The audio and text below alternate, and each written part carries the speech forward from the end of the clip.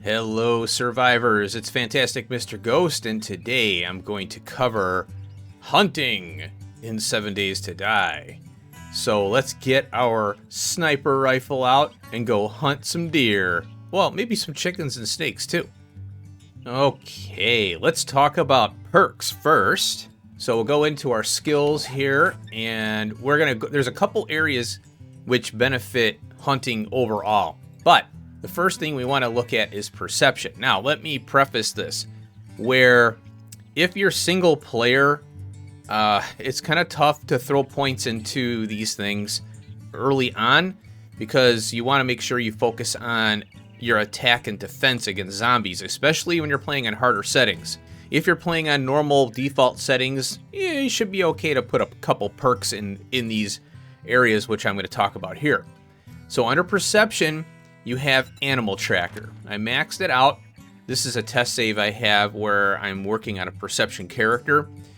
And the first one here, all the perks are available level 1. So you'll be able to take Trail Finder right away in your save. Now this one tracks rabbits, snakes, or chickens, and that's it. And I'll try and showcase, well, I will showcase the little things that we're gonna have available to us. Then Ranger here is wolves or coyotes.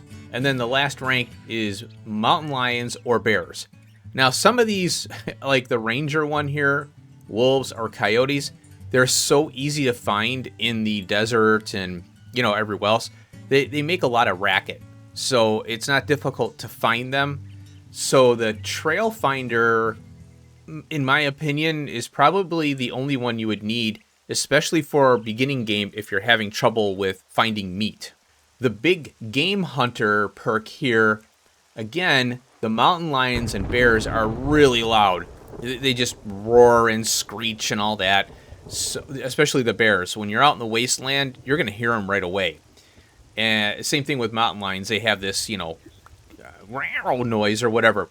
So I, in my opinion, Ranger and Big Game Hunter aren't really that big of a deal to take. But if you want to take them, go, feel free. The next perk tree here is Strength, and I wanted to point your direction to Master Chef here. If you're going to be doing all this hunting, Master Chef rank 1 is really nice because you do have, well, you need to eat in the game. So you do have a reduction in the recipe costs, and that adds up over time. And then you also have a faster cooking rate, which is really nice. As you go, it gets faster, the cooking, and then you have a chance to find salvageable food in dumpsters. I don't know what that is. I haven't figured that out yet. But if you do know, let me know in the comments section below. And then we have 80% faster cooking, 40% less of a recipe's main ingredients.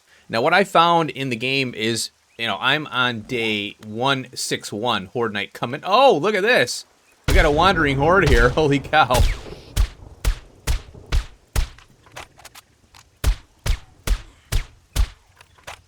Well, that was fun. So let's get back to our strength here. Okay, we covered Master Chef. Very helpful, but like I said, when I think I was saying that later on, as you go in the game, you're just collecting all kinds of food, and it gets pretty easy. Now, the next thing here we want to talk about is Fortitude and Iron Gut. So I always take Iron Gut to the max if I can.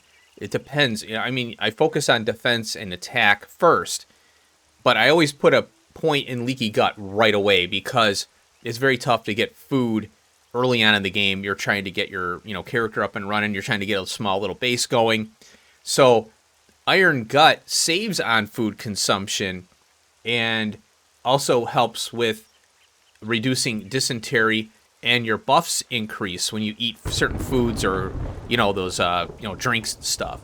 So Iron Gut is really helpful to save on the food that you do collect.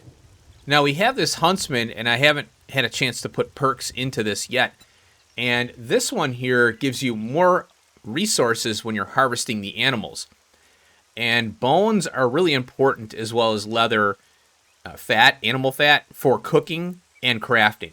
So Huntsman is a really nice one to at least put 1 point in. But like I said, you've got to be careful early on You don't want to distribute your points into things that aren't going to help you defend yourself as well as attack zombies. Saving on stamina is important to save on food consumption as well. So, since we're talking about hunting, that's why I'm going into these. But saving on stamina saves on your food consumption. Okay, let's talk about perk books here. There is a series which is called the Hunter's Journal. And these you'll find, this is random RNG. And the more you find, the better, obviously. The first 7 here do 10% damage against the animals. So we got bears, wolves, coyotes, deer, all that. Vultures are in there too. And then we've got 10% damage to humanoids. I think they put that in there for, they're going to have like raiders or bandits in the game eventually. But that's been in there for a while. And the good thing is right here, the harvest more bones, meat, and leather from animals. That's a really good 8th bonus perk when you find all these magazines. And that about covers it for the perks. When it comes to hunting and eat, because, hunting leads to eating, I wanted to cover as many, good stuff that you can do. Now, if you're playing on a multiplayer server with other folks, it's good to have somebody that perks into this pretty early on and is kind of like the quartermaster of the group. That way you can feed everybody else, because chances are somebody's going to be a heavy, someone's maybe going to be into perception for hunting here. This is where you're kind of like the hunter, but you're going to have that ranged attacks and the spearmaster. So you might want to perk into the animal tracker to get the food. But what sucks is that the perception build here, it forces you to go into Fortitude for huntsmen, and also there's the living off the land. So I think they really need to work on breaking away from the perk system and going into more of a skill system, because they're locking players. They're all over the place, in my opinion. Fortitude, for example, huntsman is about taking your kill and getting more resources out of it. Well, then why? Then maybe include that under animal tracker, but then, okay, that doesn't fit under perception. Well, pull these out and put them under an animal, like a huntsman skill tree, but don't tie it to an attribute. I think I have a problem with these attributes, and they try and shoehorn stuff in where, okay, it doesn't really, it belongs under here, but then the animal tracker fits with the Fortitude under huntsman as well. And this is where I think they're too dedicated to this attribute skills stuff, where really they should have perks and skills, similar to Fallout 3, New Vegas, and 4. Well, Fallout 3 and New Vegas have skills and perks, whereas 4 is just a perk system like this one. And it forces you into these, over leveling on stuff you don't really want. If you want to build a perception character, well, take the huntsman out of Fortitude and put it under something else, like a skill. So if somebody wants to work on a perception build and somebody wants to, that person wants to volunteer to be the hunter, well, then they perk into huntsman and all that. So that's just my kind of a opinion on it. I think having a straight 100% perk system is not really a good idea. Okay, so let's talk about the tracking. Now, you notice how I'm moving? And watch over here, you'll see, and down here, you'll see that you have to initiate sneak mode. And then what it's doing is it's trying to find animals right now, the game.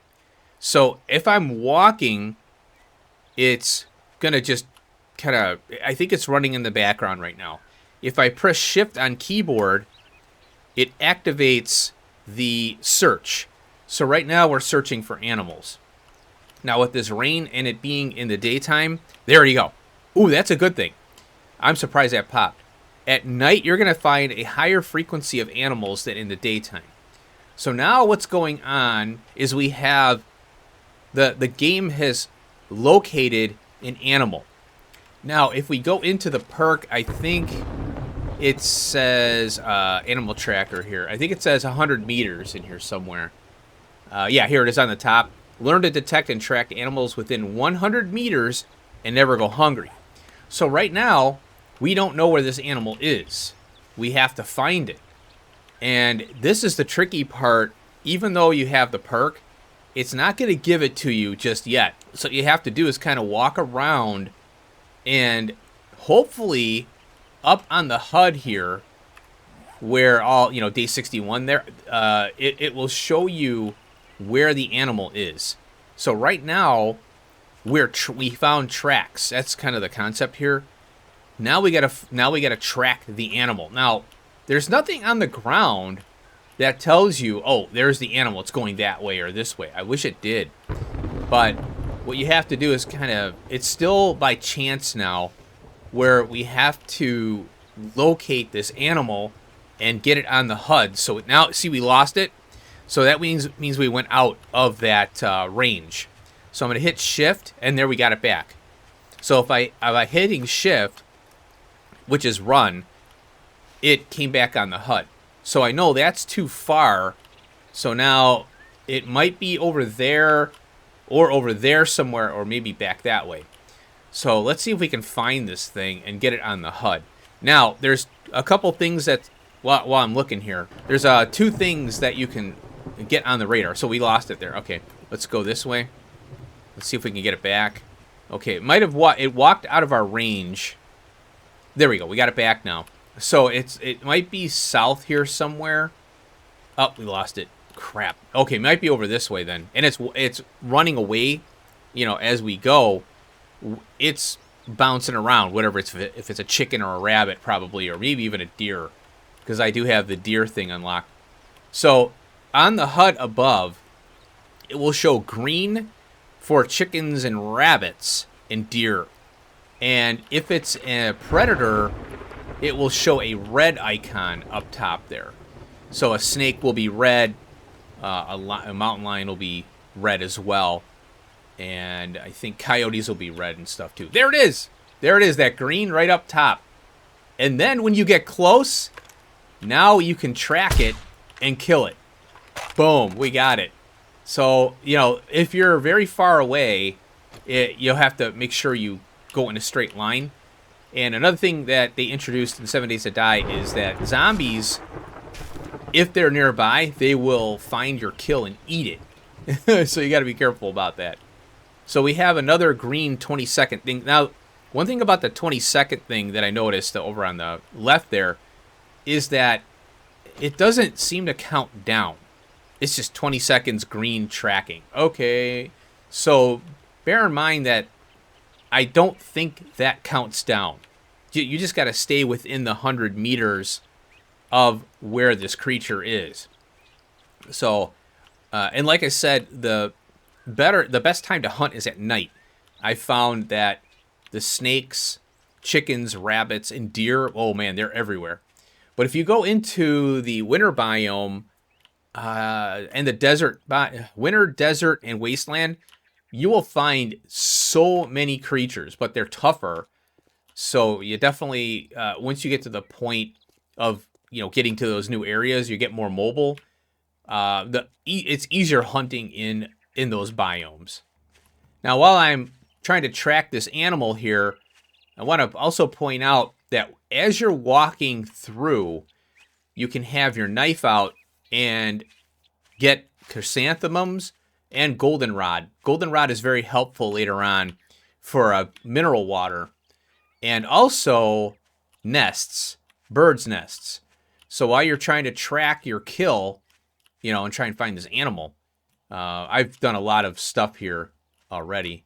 So here's a duffel bag. You can do the the usual find things. Here's some chrysanthemum. I have plenty right now, so I'm not going to worry about it. But as you're walking through, try to find these animals. Make sure you're also maximizing the time that you're spending, because it's all about time management in this game. You don't want to sleep on, various things.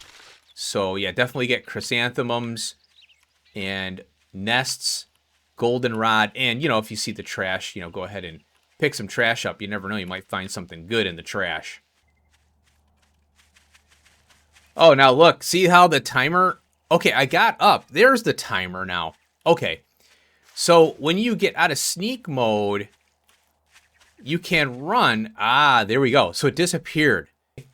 And I've never experienced it. I'm glad I caught that. So let's go into, okay, so there is an animal around here. I cannot find it. It is so frustrating sometimes. And let's see if we can get the, it might have despawned it. Yeah. So that, okay, now that's what makes sense. So if you're trying to track the animal and you want to speed up that search pattern, then you can start to run and you've got 20 seconds to find it within the 100-meter area. I like that. Okay, that makes it a little better because staying crouched while you're walking around is a real pain in the ass. Okay, there's one more thing I want to showcase, and that is the red icon on the top of the HUD.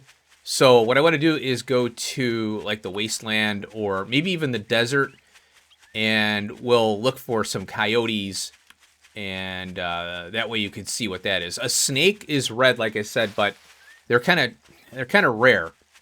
Oh, and one thing I wanted to mention as well is these challenges here. So if you're looking to get the hunter challenges completed, you definitely want to take those perks. Now, I highly recommend, if you're going to do that, as I stated before, Animal Tracker rank 1 is probably the only one you're going to need because the wolves and coyotes are so loud, as well as the bear and the mountain lions. They're just loud. You can, all you got to do is go to those particular areas, the wasteland for bears, and also the winter biome for bears and mountain lions. And then also dire wolves count towards the wolves. So I wouldn't waste, oh, Horde Night. I wouldn't waste the time or the perks on the higher ranking ones because from what I found, those animals are really easy to find. Okay, so what I'll do is I'll go into my test save because this is, I gotta get ready for Horde Night on this save here. So I'm gonna go into my test save and I'll showcase the red thing on the HUD and all that. Okay, see you in a second.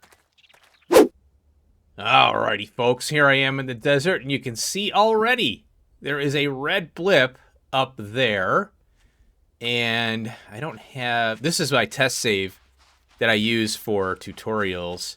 As you can see down below, that's going to be the next tutorial. So over here, we have, oh, I don't have a scope for this. I need a scope. So, oh, we got a Zom over here. Did I get her? Oh, I must have. How'd I miss that? There we go. Gotcha. All right, so just ahead, there's that red blip. So let's move ahead and get a sight on this thing here. Oh, there it is. So right there, you can see that when you get close to the thing, you know, the creature, it's gonna have a icon above it. Oh, Jesus. I love this perk system where when you shoot something, it got a knockback. It's insane.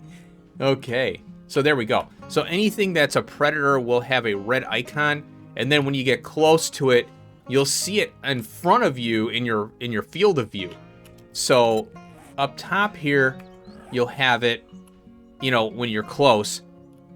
When you get even closer, it'll show it to you on screen, and then you can zero in on it when you get to that point.